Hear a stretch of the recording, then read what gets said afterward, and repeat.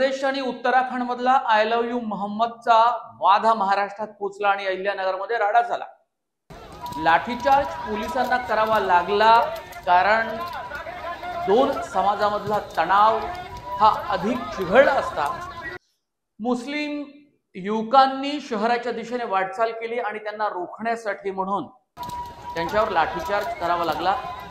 काही लोक जखमी झाले, 43 लोकांवर गुन्हा नोंदवला गेला। मुख्यमंत्री म्हणाले, मला असं वाटतं की अलीकडच्या काळामध्ये एक काहीतरी प्रयत्न होतोय महाराष्ट्रामध्ये अशा प्रकारे वेगवेगळे बोर्ड लावायचे किंवा काही करायचं आणि इथलं जे सामाजिक स्वास्थ्य आहे ते बिघडवण्याचं याच्या पाठीमागे नेमकं कोण आहे हे देखील आपल्याला शोधून घ्यावं लागेल। या सगळ्या घटनांमागे नेमकं काय घडतंय, जाणीवपूर्वक अशा घटना घडवल्या जातात का किंवा चिथावणी दिले जात आहेत का, जाणीवपूर्वक पोस्टर्स लावली जात आहेत का ज्यावर आय लव्ह मोहम्मद असा मजकूर असतो। नमस्कार, मी मनोज भोयर, नवराष्ट्र डिजिटल मध्ये तुम्हा सर्वांचं स्वागत आहे। महाराष्ट्रामध्ये दोन धर्मांमधला जातीय सलोखा कायम राहावा, वेगवेगळ्या जाती आणि धर्मांमध्ये एकोपा आणि प्रेम राहावा अशा प्रकारचा प्रयत्न अनेक लोक करत असतात। पण गेल्या काही वर्षांमध्ये आपण पाहतोय की हा सलोखा नाही, एकोपा नाही, तसा प्रयत्न केला जातोय पण तो प्रयत्न अपुरा पडतोय का? कधी लव जिहादच्या नावानं घोषणा दिल्या जात आहेत, मोर्चे काढले जात आहेत, हिंदू आक्रोश मोर्चाचं आयोजन केलं जात आहे, निवडणुका होतात, त्यात काहींना फायदा होतो तर काहींना तोटा सुद्धा। पण हिंदू आणि मुस्लिम धर्मियांमध्ये तेढ वाढाव यासाठीचे काही प्रयत्न हे केले जातात हे आपण पाहिलेलं आहे। पण अशा प्रकारचं वातावरण बिघडू नये म्हणून प्रयत्नही केले जातात सामाजिक संघटनांद्वारे दोन्ही धर्मांच्या, आणि तशी भाषाही केली जाते। पण प्रत्येकाच्या धार्मिक स्वातंत्र्याचा पुनरुच्चार करत असताना त्यावर गदा आणण्याचे, निर्बंध आणण्याचे प्रयत्न होतात का हेही आपण पाहणार आहोत। एकदा झाला, दोनदा झाला, परत परत त्या नगरमध्ये ते चालले काय तुम्ही पण त्यांना मोकळं सोडलंय, मी फोटो काढा। मुळात आय लव्ह मोहम्मदचे पोस्टर्स हे उत्तर प्रदेशमध्ये 4 सप्टेंबर रोजी लागले आणि तेही सणासुदीच्या दिवसांमध्ये।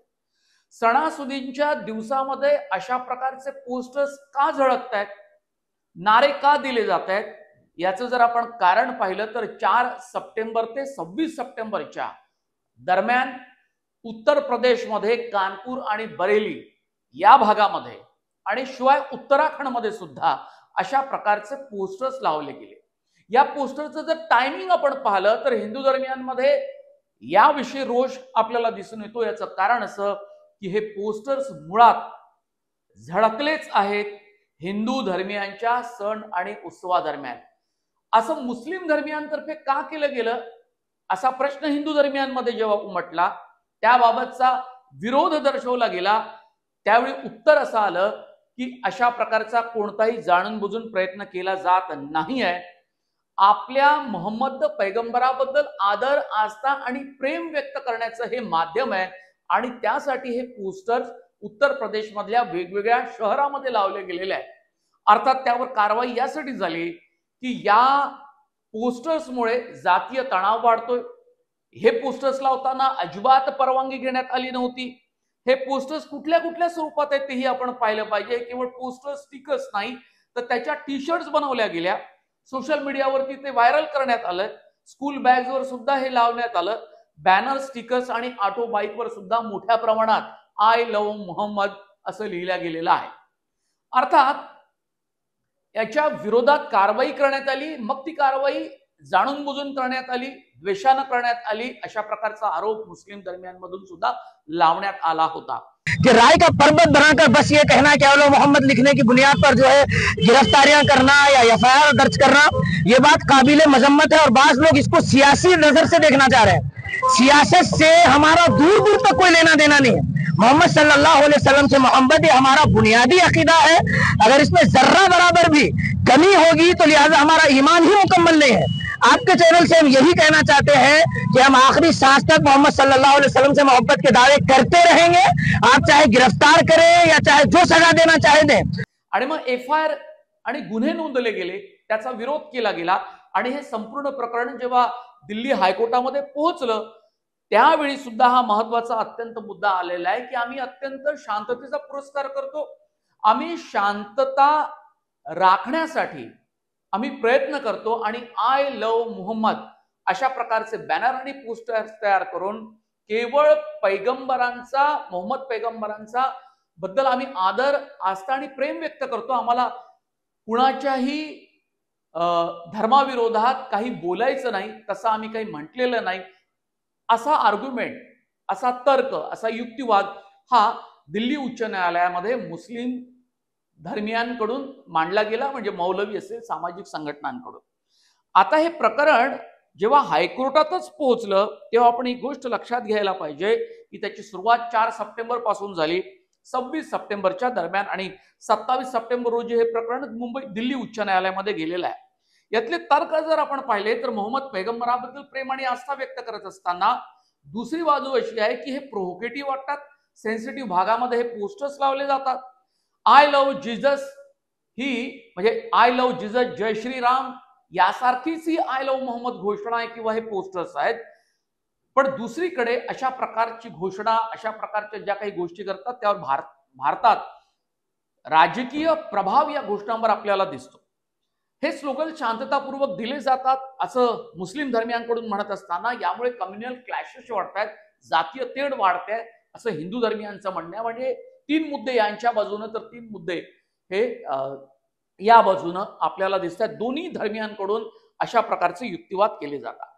अहिल्यानगरमध्ये मुळात जो राडा झाला त्याचं कारण जर आपण शोधलं तर दुर्गा उत्सवाच्या निमित्तानं अहिल्यानगरमध्ये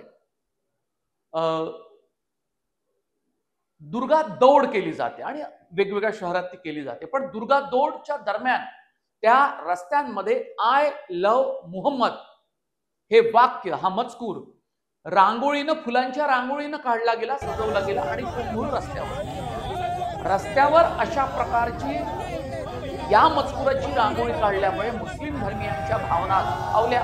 त्यांचं म्हणणं होतं की या रस्त्यावरून लोक जातील, दुर्गा दौड जाईल किंवा एखादी छोटी मिरवणूक निघेल आणि हे जे काही लिहिलेलं आहे ते पायदळी तोडवलं जाईल, यामुळे मुस्लिम धर्माचा अपमान होईल.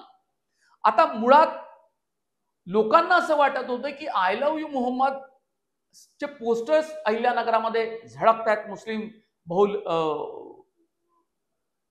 वस्त्यांमध्ये झळकतायत, म्हणून त्यांनी हा प्रकार हिंदू बहुल इलाक्यामध्ये जिथे दुर्गा उत्सव मनवला जातो, उत्साह साजरा केला जातो, त्या भागामध्ये जाणून बुजून ही घोषणा रांगोळीने दिलेली आहे. पण मुस्लिम धर्मियांचं म्हणणं आहे की आम्ही तो प्रकार केला नाही, हा मुद्दामून मुस्लिम धर्मियांचा अपमान करण्यासाठी रस्त्यावरती या मजकुराची, फुलांची रांगोळी काढली गेलेली आहे.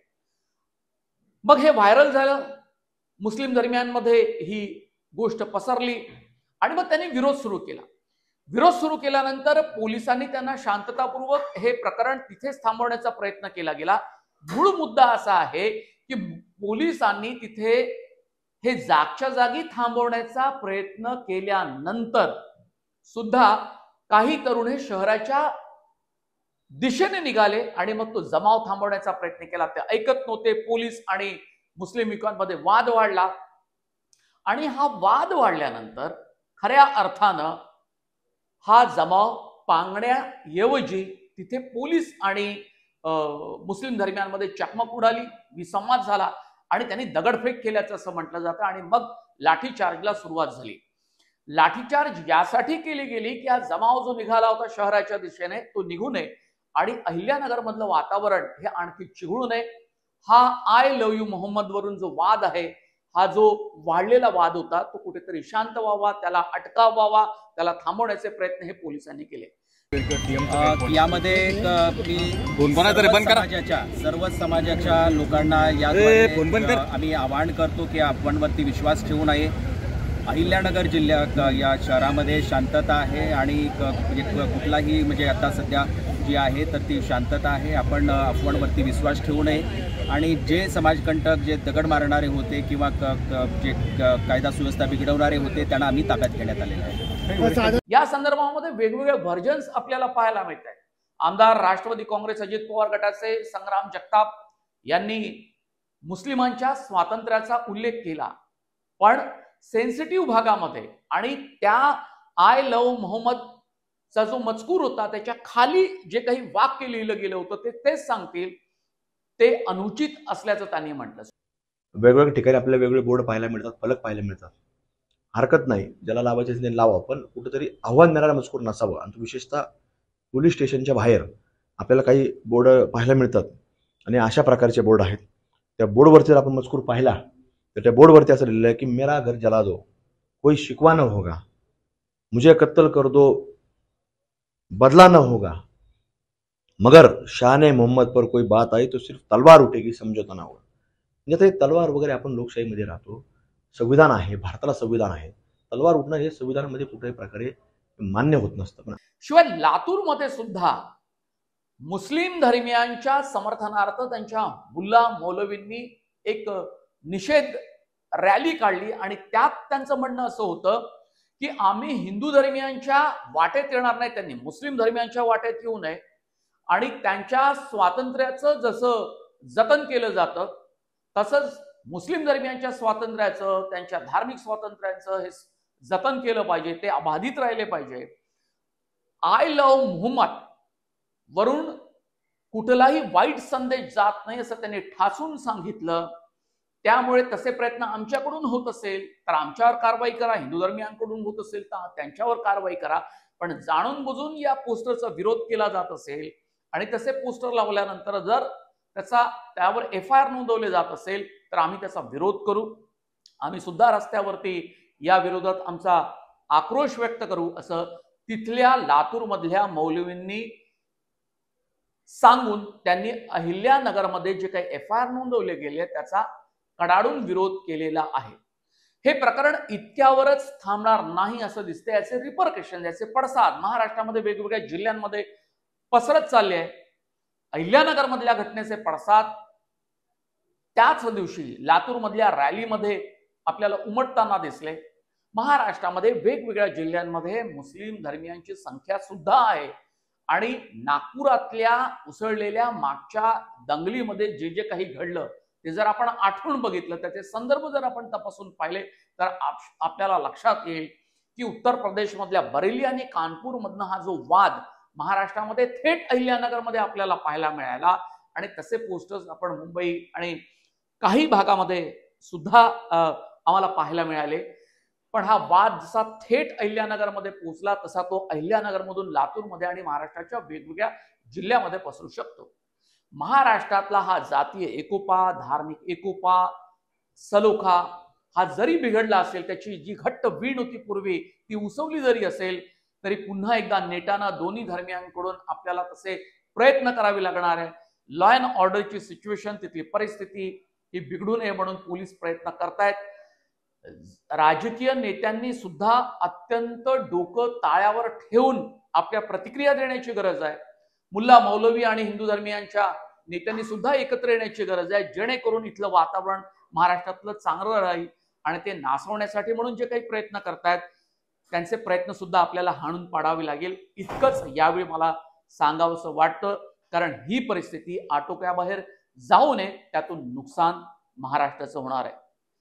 हा व्हिडिओ आपल्याला कसा वाटला पण कमेंट बॉक्समध्ये जरूर कळवा आणि तुम्हाला काही प्रतिक्रिया नोंदवायची असेल या निमित्तानं तर त्याही नोंदवा कमेंट बॉक्समध्ये जाऊन. आणि नवराष्ट्र डिजिटल हे आमचं चॅनल जर तुम्ही सबस्क्राईब केलं नसेल तर ते अवश्य करा अशी मी तुम्हाला विनंती करेन.